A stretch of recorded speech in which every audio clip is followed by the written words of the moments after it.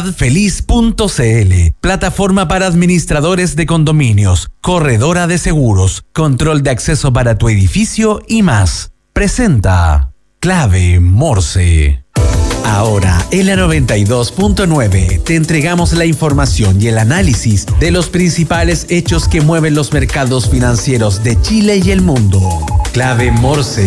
Decodificamos los conceptos económicos para el ciudadano de hoy. Daniel Fajardo y Felipe Reyes analizan la actualidad económica y sus conexiones con la política, el medio ambiente, la tecnología y más. Bienvenidos a Clave Morse. Último día del 2024, martes 31 de diciembre, 9:03 de la mañana, día de recuentos, de un poco analizar las cosas buenas, las cosas malas, las cosas desafiantes, pero como es un poco el espíritu de Clave Morse, no solamente de codificar la economía, también miramos hacia adelante. Por lo tanto, también este día y mañana, por supuesto, es un día también de proyecciones, de ver qué cosas mejorar el próximo año, siempre ojalá viendo el vaso medio lleno. Les mando un saludo a todos los que nos han acompañado este 2024. Yo, como ustedes muchos saben, yo llegué a mitad de año a hacerme un poco cargo de este programa con un tremendo equipo. La verdad es que ha sido súper desafiante, súper lindo. Yo había hecho radio antes, pero claramente esta radio además es muy acogedora y sobre todo se pueden hacer muchas cosas innovadoras. Yo creo que eso no se puede hacer en cualquier medio de comunicación. De esta forma arranca Clave Morse en Radio La Clave. ¿Estás buscando una nueva administración para tu edificio? Entra a administradoreschile.cl, la base de datos de administradores de edificios y condominios más grande a lo largo del país, capacitados con el uso de la plataforma para administradores Comunidad Feliz y con conocimiento de la nueva ley de copropiedad 21.442. Entra a administradoreschile.cl, llena el formulario y te enviaremos gratis 3 opciones de administradores de edificios para que tú elijas la que más te acomoda. Una comunidad bien administrada es una comunidad feliz. ¿Conoces Bendito Residuo? Es un emprendimiento que nace desde la necesidad de generar un cambio cultural y una transformación integral en el retiro y manejo de nuestros residuos. Son una empresa que genera un motor de cambio, conciencia y responsabilidad social. Conoce más en www.benditoresiduo.cl. Y nos vamos a ir de lleno a nuestro entrevistado en el día de hoy. Tenemos un entrevistado de lujo justamente para hacer los recuentos del tema principal de este programa, que es la economía, a pesar de que también nos metemos a otros temas, ¿no es cierto?, que tienen que ver con el desarrollo económico, con las empresas también, que son la sostenibilidad, el emprendimiento, mucho de innovación. Equidad de género también tenemos un área especial, pero la economía finalmente es el corazón de este programa, así que agradecemos y saludamos a don Nicolás Grau, ministro de Economía, Fomento y Turismo, por estar aquí presencialmente además. ¿Cómo está, ministro? Hola, Daniel, muy contento de estar acá. Todos los temas que tú comentaste son muy parte de la economía, sí. O sea, obviamente. La equidad de género es un elemento fundamental de la economía, la innovación. Así que de todo ello podemos hablar. Eso, justamente estábamos en el programa anterior con la ministra Orellana. Me tomé con mi colega. Sí, pues coincidió, así que bueno. A ver, vamos con los recuentos. Un poco primero una pregunta bastante general. ¿Cómo evalúa el 2024, ¿no es cierto?, el desempeño de la economía? ¿Cuáles han sido los sectores más destacados de crecimiento y quizás las cosas que a lo mejor no se lograron también? Lo bueno y lo malo, lo feo también de lo que fue el 2024 en materia económica. Bueno, Daniel, yo creo que cuando uno toma una perspectiva más larga, es decir, dice, ¿qué se esperaba el 2023 del 2024? En los indicadores principales. La verdad es que vamos a terminar más arriba de aquello. El 2023 se esperaba que la economía del 2024 creciera en torno a 1,5%. Y nuestra economía va a crecer, Hacienda dice 2,4%, el Banco Central dice 2,3%, o sea, va a crecer entre 2,3% y 2,4%, claro. Casi un punto porcentual por arriba de lo que era la estimación del 2023. Eso es una buena noticia. Ahora, ¿es suficiente crecer un 2,4%? No. O sea, es un crecimiento mejor de lo esperado, pero por bajo de lo que debiera buscar nuestro país. Pero para lograr crecer más, lo que necesita nuestra economía es generar una capacidad de crecimiento estructural mayor. porque en el fondo desde que nosotros estamos en el gobierno, incluso un poquito antes, la capacidad estructural de crecimiento de la economía es en torno al 2%, y para tener un crecimiento de mediano o largo plazo mayor a ello, se necesitan hacer cambios estructurales, cambios que nosotros estamos realizando, y podemos hablar de ellos más adelante. Entonces, lo primero que diría en materia de crecimiento, crecimos algo más, o sea, un punto más, digamos, de lo que se esperaba el 2023, pero sigue siendo un nivel de crecimiento por bajo de lo que a nosotros nos gustaría. En materia de empleo terminamos con el último dato que vamos a conocer este año, que es el dato igual de algunos meses para atrás, de septiembre, octubre, noviembre. Recuerden que los datos de empleo que presenta el INE siempre son una agrupación de 3 meses. De salir. Y en esos datos lo que vemos es un desempleo de 8,2%. Eso significa que bajamos de 8,7 a 8,2 si nos comparamos a 12 meses, y de 8,6 a 8,2 si nos comparamos con el trimestre móvil anterior. De nuevo, es un fin de año un poquito mejor del esperado, de hecho, pero seguimos teniendo un desafío de reducir el desempleo. La parte más positiva, yo diría allí, es que cuando uno mira desde el inicio del gobierno, se han creado en torno a 500,000 puestos de empleo, y la mayoría de ellos asalariados. Y esto al mismo tiempo que hemos hecho un alza del un alza del salario mínimo muy importante, con un subsidio además a las empresas de menor tamaño. Recuerden que cuando nosotros llegamos al gobierno, el salario mínimo era de 350,000 pesos, hoy día es de 500,000 pesos, y a propósito de la inflación acumulada entre el último alza y diciembre de este año, el salario mínimo debiera estar en enero en torno a los 510,000 pesos. Claro, sí. Entonces, un aumento en términos reales en torno al 20%. Reales significa descontando la inflación, claro, es decir, cuánto ha aumentado la capacidad de compra de la familia, viendo cuánto aumentaron los salarios y cuánto aumentaron los precios. Eso, de la familia de más bajo ingreso en Chile, un 20% a propósito del aumento del salario mínimo. Y lo hicimos además con un compromiso de gobierno del presidente Boric, apoyando a las pymes, porque dijimos, ¿cuál era la típica excusa que se decía para no aumentar el salario mínimo en Chile? Las pymes no lo van a poder pagar. Claro. ¿Qué es lo que hicimos nosotros? Apoyamos directamente a las pymes, y eso implica que hoy día en torno a 150,000 empresas de menor tamaño, pymes, reciben un subsidio mes a mes para ayudarles en esta transición. Ahora, ministro, sí, un par de preguntas más de 2024, ya pensando para después entrar a lo que es 2025. ¿Cuáles son un poco las lecciones aprendidas o de alguna forma las responsabilidades también que hay a nivel local de este crecimiento, que es crecimiento pero bastante bajo, ¿no es cierto? Independientemente de todo el tema externo que también está, ¿no es cierto? Hay un tema externo muy importante, ¿no es cierto? Especialmente lo que está pasando en Estados Unidos, en China, temas de dólar. Pero ¿cuáles son las lecciones un poco aprendidas de no haber podido crecer más el 2024 a nivel local? Lo que pasa es que, como planteaba anteriormente, si el crecimiento estructural de la economía es en torno a un 2%, que uno crezca un 2,4% es básicamente lo esperable, es decir, lo que rinde tu economía. Si queremos crecer más, que es lo que nosotros queremos como gobierno, lo que tenemos que hacer es cambiar esas condiciones estructurales. Y la pregunta que uno se debiera hacer es ¿qué hemos estado haciendo el 2024 para que aquello ocurra? Y yo diría 3 cosas. Hay muchas más, pero tres que me gustaría resaltar.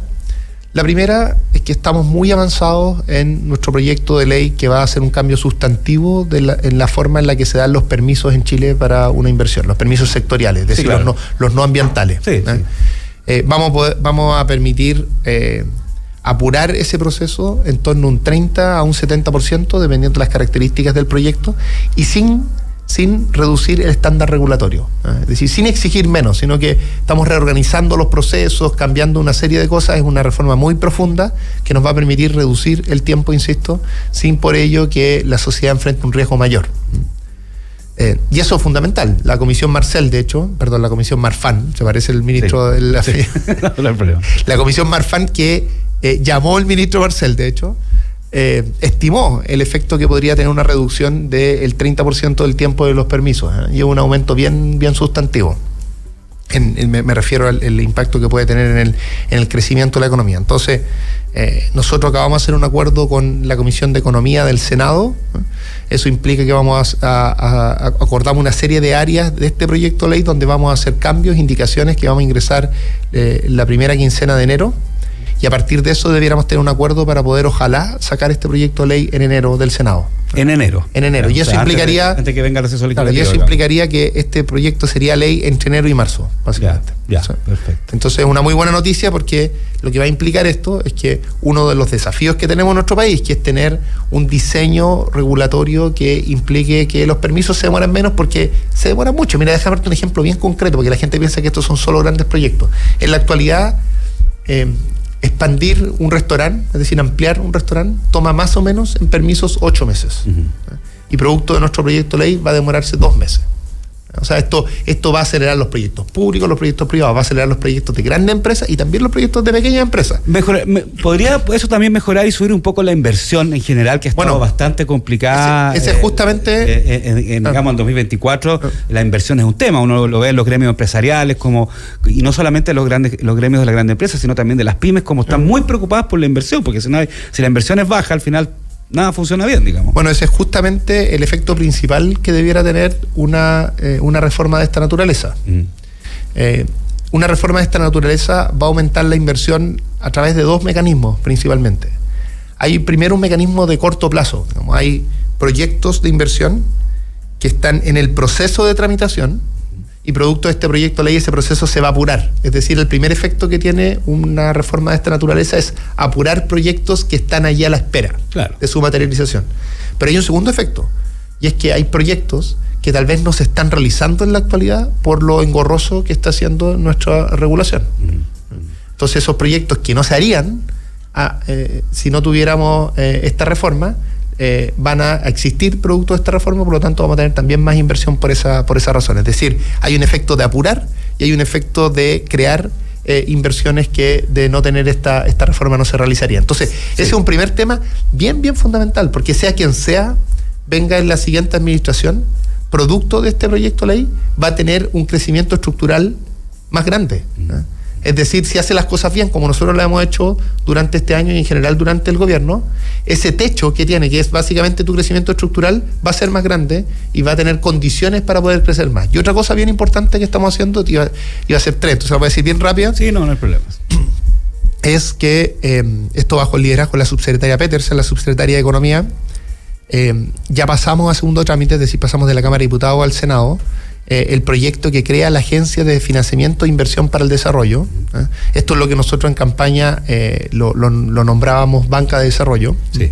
Y lo que va a permitir es que existan realmente los préstamos que se requieren para que las empresas chicas y grandes, medianas, todas ellas, puedan hacer las transformaciones tecnológicas que necesitan hacer. Y esto es clave para tener mejoras tecnológicas, productivas y de innovación en nuestra economía. En la actualidad, si algún empresario, es un empresario de una empresa mediana, tiene una buena idea, se quiere mover a una tecnología que sabe que es mejor, va al banco y le dice, quiero un préstamo para moverme a esta tecnología, una tecnología conocida que se sabe que va a tener un aumento en productividad, es muy probable que por el riesgo que ese proyecto conlleva, el banco no le preste. Claro. Entonces, tener una agencia de financiamiento e inversión para el desarrollo lo que va a permitir es que le va a reducir el riesgo a ese crédito y entonces va a poder recibir ese préstamo.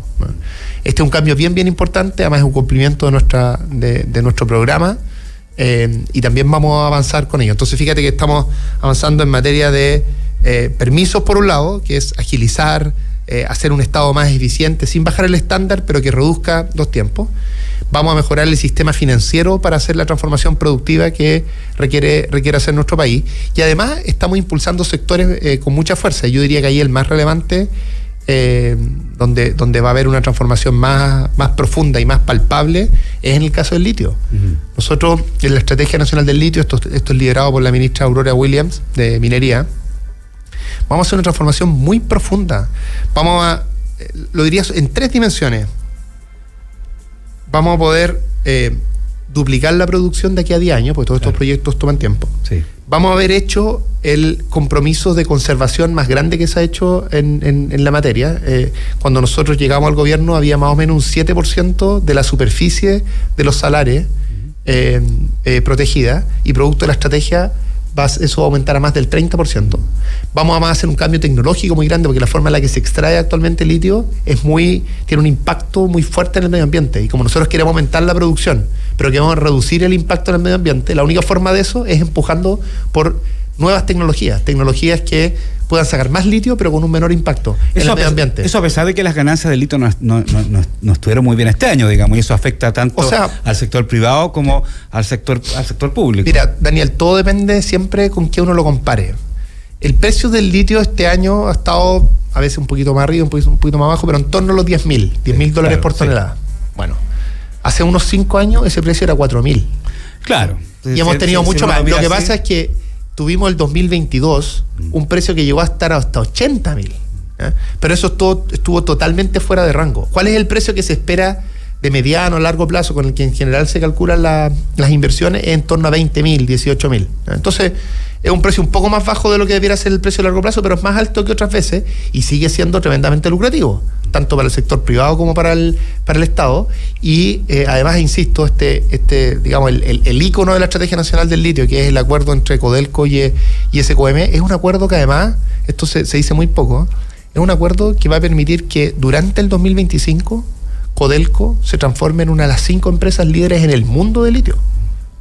No hay, en las últimas décadas, ninguna política económica que haya hecho que el Estado entre en la producción de ese sector económico con la fuerza y relevancia que va a implicar este gran acuerdo de Codelco. Sí. Entonces, hay muchas cosas que están pasando, pero claro, son cuestiones, cambios estructurales que lo que va a permitir es que nuestra economía en los años que vienen sea capaz de crecer más de lo que está creciendo actualmente. Ministro, dentro de todas estas políticas un poco de fomento a la economía, a las empresas, a las pymes, como usted comentó, hay un tema que igual ahí está como una espina, y lo han mencionado no solamente los gremios empresariales grandes, sino también mucho las pymes, que es, digamos, esta idea del 25% del impuesto de primera categoría, ¿no es cierto?, el impuesto a las empresas. El gobierno insiste en eso, ¿no es cierto?, los gremios empresariales han propuesto un 23%, pero ese 25% de alguna forma también influye en la inversión, también influye en la economía de las pymes, de las empresas. Entonces, ¿eso cómo se va a resolver o van a seguir manteniendo siempre esa idea del 25%? Bueno, aquí voy a plantear lo que ha señalado el ministro de Hacienda, el ministro Marcel, que es quien, por supuesto, lidera desde el gobierno la discusión tributaria. A ver, lo primero que ha dicho el ministro, que creo que es muy importante repetir, es que nosotros, a propósito de las reformas que ya se han hecho, que es royalty, que estaba trabado por unos 8 años, sí, y la ley de cumplimiento tributario, que en términos simples significa que la gente y las empresas paguen sus impuestos, todos, porque hay mucha gente, sobre todo de más ingresos, que no lo hace como debiera. Esas 2 reformas van a permitir aumentar la recaudación tributaria en torno a 2 puntos del PIB. Esto es bien importante, eso va a permitir, entre otras cosas, permitiría financiar el aumento de la PGU en la medida que logremos avanzar en la reforma de pensiones, ojalá que así sea. Entre otras cosas, temas de seguridad, en fin. Entonces, vamos a haber hecho una contribución bien importante. 2 puntos del PIB, a propósito de las reformas que se han hecho durante este gobierno, es un aumento menos de lo que nosotros queríamos, pero importante, un avance importante y que tiene que ver con la conformación del Congreso, con lo que se pudo avanzar en esa materia. Eso significa, desde el punto de vista de la política del gobierno y las cosas que se han conversado en el Congreso, que cualquier otro cambio que se haga en materia tributaria debe ser neutro. Es decir, no puede, el compromiso que hizo el Ministerio de Hacienda en la negociación, no puede ni reducir ni aumentar la carga tributaria. Por lo tanto, si alguien dice que quiere pasar de 27 de impuesto de primera categoría, 27% a 23%, lo que tiene que proponer es cuáles son las fuentes alternativas para recuperar esa reducción de impuestos. El gobierno, lo que ha dicho el ministro Marcel es que se está preparando un proyecto que tiene esos componentes. Entonces el proyecto dice, mire, baja el impuesto de primera categoría de 27 a 25, pero junto con ello, las personas, cuando reciben su ingreso y pagan el global complementario a final de año, las personas de altos ingresos van a pagar un poquito más de impuestos. Sí, claro. Para que no se asusten los auditores, estamos hablando de personas que ganan sobre 4 millones, claro, o sea, en el fondo es la minoría de la población, estamos hablando de menos de 200.000 personas. Para que somos 20 millones de personas en Chile, más o menos 19, 20, menos de 20.000 las que tendrían que pagar algo más de impuestos para que se pueda compensar la reducción del impuesto a primera categoría y también para que se pueda compensar las ventajas tributarias que traería esta reforma para las pymes. Porque esta va a ser una reforma... ¿Cuáles son esas ventajas que traerían para las pymes, por ejemplo? Yo no puedo dar todos los detalles porque esto se tiene que presentar más adelante, pero se va a conversar con las pymes, pero les puedo dar una idea general de esto. Lo primero es que se va a buscar en el fondo que exista una simplificación, sobre todo para las empresas más pequeñas, y que exista un tránsito entre esa simplificación y llegar al esquema tributario más estándar, digamos, para empresas de un tamaño mayor. Además, el Ministerio de Hacienda ha señalado que se quiere que la gran mayoría de las pymes estén adscritas a un régimen tributario que en la práctica no paga impuestos de primera categoría y que todos los ingresos que se tengan a propósito de esa empresa se pagan cuando la persona paga sus impuestos en el global complementario, es decir, cuando integra todos los ingresos que tuvo. Entonces, toda esta discusión de ese 25, 27, 23, la verdad es que no tendría un impacto en las pymes, porque las pymes, la gran mayoría de ellas no pagarían ese impuesto de primera categoría, sino que pagarían lo otro. Entonces, raya para la suma, sin entrar aquí en todos los detalles, porque no me corresponde. Lo importante acá es que el gobierno está disponible a hacer mejoras en el diseño de nuestro esquema tributario. Lo importante es que esas mejoras sean neutras en términos fiscales. Es decir, no disminuyan la recaudación tributaria. Entonces, siempre lo que ustedes tendrían que preguntar, ¿no es cierto?, a cualquier persona que diga, oye, paguemos el impuesto de primera categoría a X, díganle usted, bueno, ¿cómo lo va a financiar? Y la propuesta del gobierno es que ese financiamiento más no venga de las personas de más bajo ingreso o de ingresos medios, ¿no es cierto? Porque mal haríamos, dadas nuestras visiones políticas, si reducimos el impuesto de primera categoría a las empresas y eso lo financiamos con los impuestos de la clase media o de las personas de más bajo ingreso. Perfecto. Eso no lo vamos a hacer. Ministro, uno de los sectores que también ha estado bastante impactado en la economía, especialmente en las medianas empresas, en las pymes, no tanto en las grandes empresas quizás, pero también de alguna forma, es de la construcción. ¿Cómo logramos levantar de alguna forma desde el gobierno también, o ayudar a levantar un poco esta industria, este segmento, especialmente pensando en 2025? A ver, primero déjame decir algo de qué se espera respecto al 2025 en materia de inversión. Sí. En el IPOM, que es este informe de política monetaria que hace el Banco Central cada cierto tiempo, la última estimación que se tiene es que la formación bruta de capital fijo, que es la manera en que nosotros medimos inversión, debiera aumentar en torno a un 3,6% durante el año 2025. Es decir, se espera un crecimiento de la inversión. De hecho, lo que hemos visto, no solo el 2025, sino lo que vimos el segundo y el tercer trimestre del 2024, meses para los cuales ya tenemos datos, es que el segundo trimestre creció respecto al primero, la inversión, me refiero a la formación bruta de capital fijo, y el tercer trimestre también creció respecto al segundo. Y esto en términos desestacionalizados, es decir, quitando las diferencias que tienen por la estación estos trimestres. Entonces, lo que uno puede ver es que ya empezó, desde el segundo trimestre de este año, ya empezó un repunte de la inversión que debiera expresarse con más fuerza durante el año 2025. Ahora, ese repunte está siendo principalmente en maquinarias y equipos. Uno puede dividir la inversión en construcción de distintas cosas y inversión en maquinaria y equipo, que es la inversión como más micro. Sí, claro. Esta segunda, la inversión en maquinaria y equipo, es la que ha ido subiendo, la de construcción está más bien estable, y nosotros nos gustaría que crezca. Entonces, efectivamente, se espera un año 2025 en que crezca la inversión. Nos gustaría a nosotros que la construcción creciera más. ¿Qué cosas uno puede hacer y en parte nosotros hemos hecho? Lo primero que puede hacer el sector público es que funcione bien la inversión pública, porque la inversión pública es una parte relevante de la construcción. Muy relevante, claro. Y lo que nosotros tuvimos, el último dato que vi, yo no he visto los datos de los últimos 2 meses, pero el dato que yo tengo hasta hace algunos meses es que la inversión pública había aumentado un 30% respecto al año 2023, el 2024. Por lo tanto, el MOP y los otros ministerios involucrados en esto, el MOP liderado por la ministra López, ha hecho la pega, es decir, ha aumentado la inversión pública. ¿Qué otras cosas nosotros hemos hecho?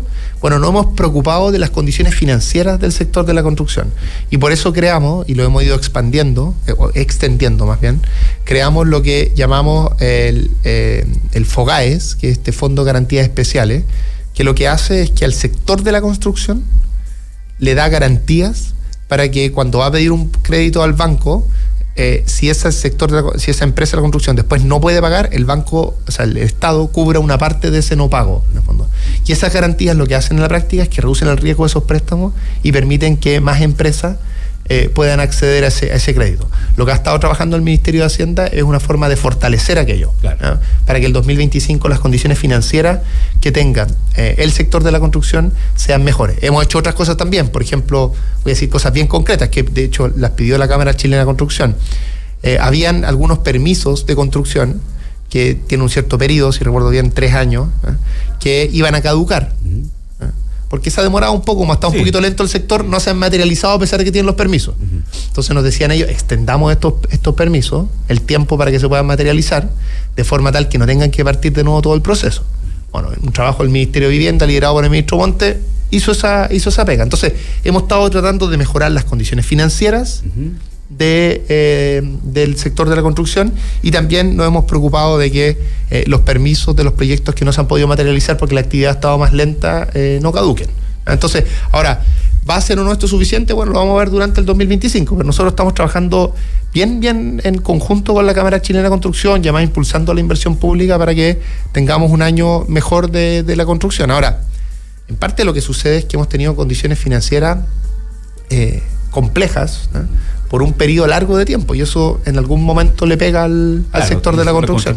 Los que más ahora, lo último que diría que el gobierno ha hecho con mucho esfuerzo, y que es muy relevante para la construcción, es la construcción de vivienda social. Nosotros tenemos esta meta de 260.000 viviendas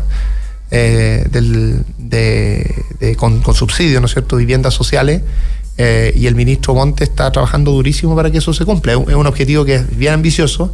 Llevamos una parte importante de la meta. En hartas regiones ya se ha cumplido, de hecho, la meta que teníamos para el total del gobierno, y eso, por supuesto, no solo mejora la calidad de vida de miles de familias que van a poder acceder a su vivienda propia, sino que además empuja al sector de la construcción también.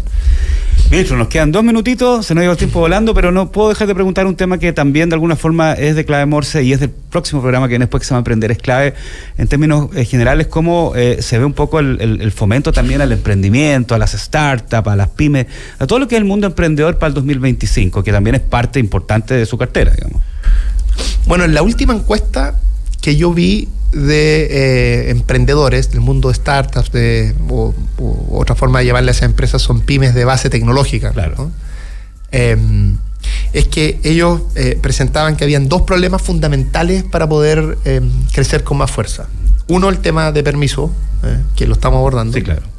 Y el otro es el tema de acceso a financiamiento, que lo estamos abordando a través de esta agencia que comentaba antes, la creación de la Agencia de Inversión y Financiamiento para el Desarrollo.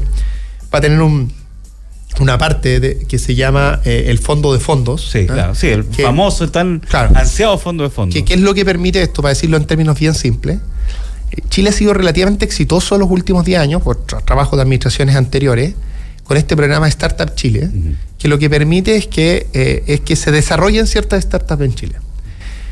El problema es que cuando esas startups les va bien, y tienen que dar el salto más grande, donde ya no se puede hacer ese salto a través de subsidios, sino que básicamente tú requieres financiamiento. Claro, financiamiento que a veces no hay acá. Y ese financiamiento no lo van a dar los bancos, sí, claro, por la naturaleza de riesgo que tiene.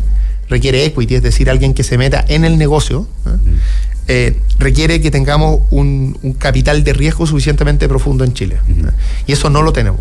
Y como no lo tenemos, esas empresas cuando tienen que crecer se van a otro país, se van a México, se van a Estados Unidos, y eso tiene 2 problemas, diría yo. Uno, que después de que hacemos todo este esfuerzo de crear estas startups, cuando ellas crecen y crean más empleo, lo hacen fuera de Chile. Claro. Por lo tanto, perdemos parte importante de la cosecha, digamos, de lo que sembramos. Claro. Y además es muy desigual, porque probablemente una startup de región le va a costar mucho más encontrar esa posibilidad en México o en Estados Unidos. Claro. Entonces, perdemos productividad, perdemos empleos de calidad y perdemos además igualdad de oportunidades. Entonces, el fondo de fondos lo que hace, se llama fondo de fondos porque crea un fondo madre que está arriba, grande, donde esta nueva agencia de financiamiento para el desarrollo va a poder invertir allí, y también van a poder invertir otros fondos institucionales, en fin. Eso va a dar un fondo grande que va a distribuir riesgo, y ese fondo grande se va a distribuir en pequeños fondos, y esos pequeños fondos son los que van a invertir en las startups. Entonces, el fondo de fondos es una forma de darle profundidad a nuestro capital de riesgo en Chile, y que yo estoy seguro que vamos a aprobar durante el gobierno. Entonces, están esas 2 cosas más estructurales, y además estamos haciendo algo durante el 2025, y este programa que está haciendo Corfo, que se llama Startup Labs, sí, que son crear centros, lugares físicos donde están agrupadas estas startups, donde además están los capitales de riesgo, donde además están los programas de Corfo, temas financieros, en fin. El primero que se va a hacer es esto en este edificio de Santa Rosa, en el centro de Santiago, un edificio que antes era de Enel y que además antes fue de Corfo, sí, dicho sea de paso. Vale. Y entonces allí se va a hacer el primer Startup Lab, el Startup Lab 1, y eso va a estar operativo durante el año 2025, y tenemos la idea de hacer otros 3 en otras regiones y que se puedan anunciar durante el año 2025, es decir, que lo estemos desarrollando durante el gobierno. Y eso va a ser bien importante porque lo que está bien comprobado es que cuando uno quiere mayor innovación, es bien importante que estén juntos los que están innovando, porque las ideas vuelan más rápido así. Eso está, ¿cierto? Absolutamente. Entonces tener un lugar donde estén concentrados, donde estén todos juntos es bien importante. Estamos de hecho trabajando lo mismo, por ejemplo, en Concepción, a propósito del plan de fortalecimiento industrial del Biobío. Estamos ahí con una oportunidad de hacer un distrito de innovación donde estaba Huachipato, de hecho. Es una cosa un proyecto bien bonito, bien interesante que estamos trabajando también. Ministro, se nos quedan varios temas del tintero, pero lo vamos a dejar para otra ocasión, porque ya estamos súper pasados la hora, así que le agradecemos esta entrevista. Ministro Nicolás Grau, ministro de Economía, Fomento y Turismo. Bueno, espero que sea un excelente 2025 y que este 2024 lo se cierre súper bien estas pocas horas que quedan. Bueno, no sé si quiere dejar algún último mensaje para el 2025. Bueno, como ministro de Economía, yo creo que darle el mensaje que el 2025 nosotros creemos que va a ser mejor. La inversión va a estar mejor. Nosotros en el fondo recibimos un país lleno de problemas económicos. Tuvimos que ordenar la casa en el fondo. Y el 2024 ya estaban las condiciones para volver a crecer, volvimos a crecer. Vamos a generar condiciones para que ese crecimiento sea más grande a futuro, y el 2025 va a ser mejor empleo, va a ser mejor en inversión, así que dar también un mensaje de esperanza, y también por supuesto decirle a la gente que lo pase bien en su celebración de final de año, con responsabilidad, sí, porque hay que cuidarse. Pensemos siempre en nuestras familias, en nuestros amigos, de que si hacemos una tontera al final todo nuestro entorno de cariño sufre. Entonces, pasémoslo súper bien y cuidémonos harto. Tal cual. Ministro, muchas gracias por acompañarnos en Clave Morse y tenga un feliz año. Muchas gracias a usted aquí en Radio La Clave, Daniel, y un abrazo a todo tu equipo, y bueno, que sea un feliz año para ustedes también. Igualmente. Bueno, y a la vuelta de la tanda comercial vamos a tener un tema para terminar este 2024 acerca de compliance. Así que quédense en línea y nos vemos en unos minutitos más. Gracias.